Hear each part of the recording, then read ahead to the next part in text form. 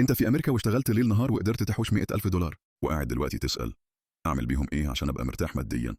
تحول لقطر، ولا تفتح بزنس، ولا تشتري عقار، ولا تستثمر في البورصة، ولا تستثمر في نفسك. هنعمل دلوقتي تفصيل عملي لكل خيار مع امثلة بالارقام عشان الصورة تبقى واضحة. مبدأ المهم قبل اي حاجة: صندوق الطوارئ. اول حاجة لازم تعملها تسيب جزء كصندوق طوارئ سهل السحب.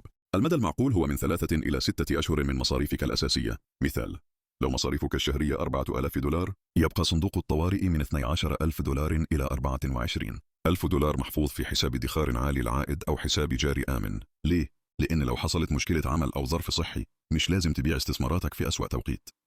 الخيار الأول: ترجع مصر وتحط الفلوس في بنك بعائد عالي. الفكرة: تستغل فرق العوائد وأسعار المعيشة وتعيش على العائد. مزايا: العائد الإسمي على الودائع ممكن يكون أعلى من أمريكا في بعض الفترات. تكاليف المعيشة في مصر أقل، فالقيمة الشرائية للتعويض أكبر. عيوب ومخاطر: مخاطر سعر الصرف: لو الجنيه يهبط قيمة مضخوطاتك تقل. التضخم المحلي ممكن يأكل العائد الحقيقي.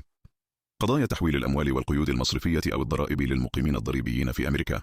مثال رقمي توضيحي: لو افترضنا أنك حطيت 100,000 دولار وحصلت على عرض وديعة بعائد سنويا 10% بالعملة المحلية، افتراض مبسط، دلوقتي قيمة الحساب بعد سنة هتبقى 110,000 دولار.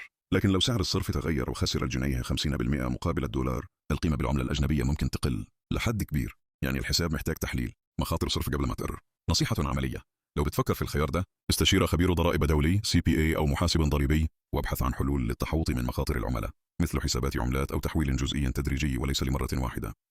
الخيار الثاني: السفر للخليج وفتح مشروع. الفكرة: استخدام رأس المال لإنشاء بزنس في سوق الخليج.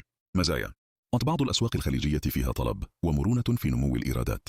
ممكن أن تكون حاجة مربحة لو عندك فكرة متوافقة مع السوق ومهارة تشغيل. عيوب ومخاطر: متطلبات قانونية مثل تأشيرات وعقود شراكة ورسوم تأسيس. تحتاج شبكة علاقات ومحليين يفهموا السوق. تكلفة التشغيل والرأس المال العامل ممكن أن تكون أعلى من المتوقع.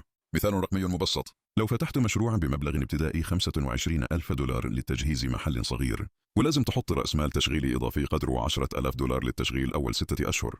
لو صافي الربح الشهري وصل ل 1,500 دولار بعد السنة الأولى، يبقى سنة كاملة ترد جزء من رأس المال. لكن النجاح مش مضمون، لازم دراسة سوق ومخطط تشغيل. نصيحة عملية: اعمل دراسة جدوى صغيرة، واطلب مشورة محاسب وشريك محلي، واحتسب فترة استرداد رأس المال المتوقعة على الأقل سنة إلى 3 سنوات.